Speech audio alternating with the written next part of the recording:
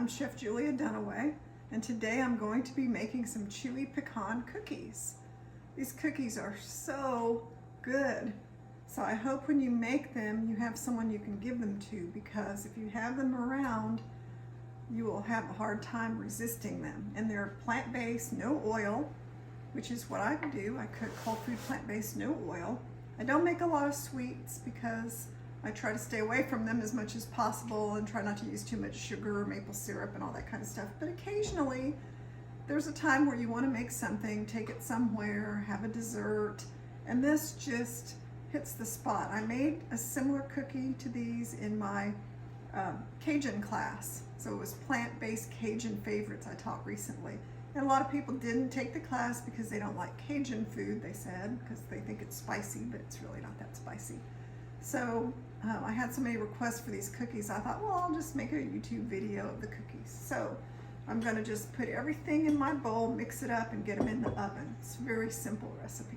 So I have something healthy, oats, and another thing that I use in this recipe are pecans. So I've taken some just regular old pecans from Costco, and I've blitzed them in the food processor, or in the food processor, until they're kind of like crumbs. They're kind of small crumbs.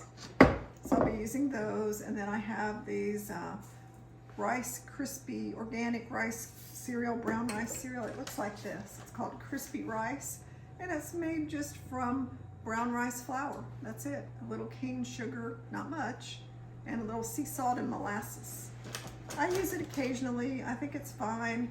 Some people say it's processed because it is. It's made from flour. So if you don't want to use the brown rice crispy cereal, you can just use extra oatmeal, but that provides that little crunch.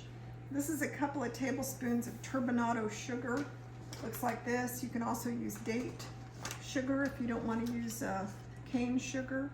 I have 1/4 of a teaspoon of kosher salt, a teaspoon of cinnamon, and the recipe will be in the show notes, so you don't have to remember all these things. I put it down in the little notes section. Tablespoon of ground flax seeds. And then we have our other ingredient, which is maple syrup and almond butter. So those are our two kind of wet ingredients. I think I've got everything in here. So we'll get our almond butter in here. And this almond butter is just your grocery store.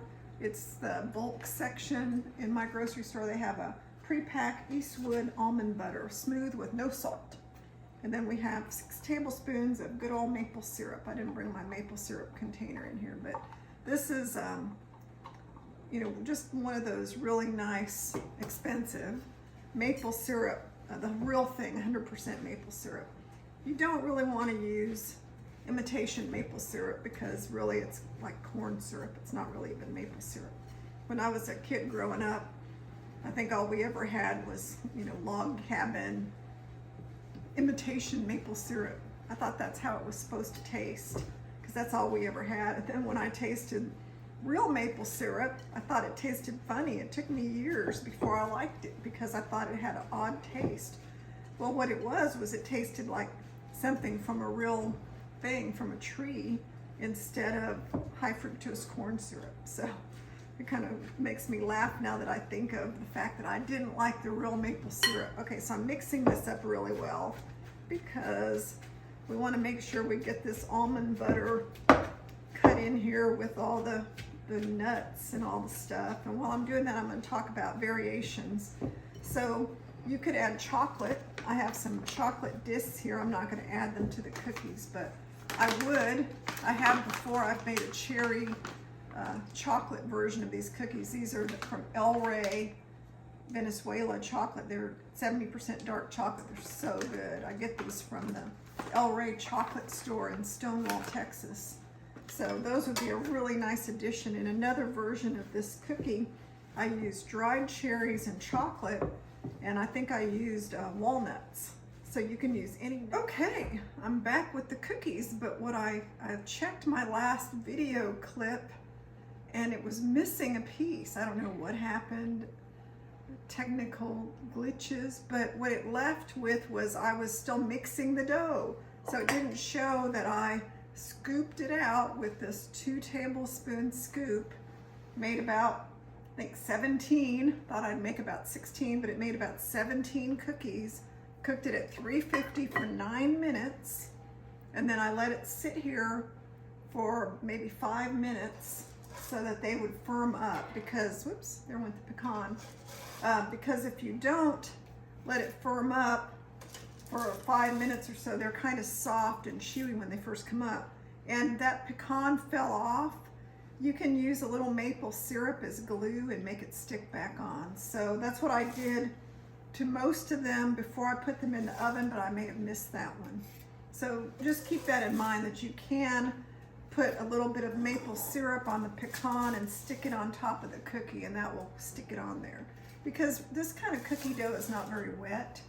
Like a lot of plant-based cookie doughs, they don't have that, you know, butter and egg and whatever.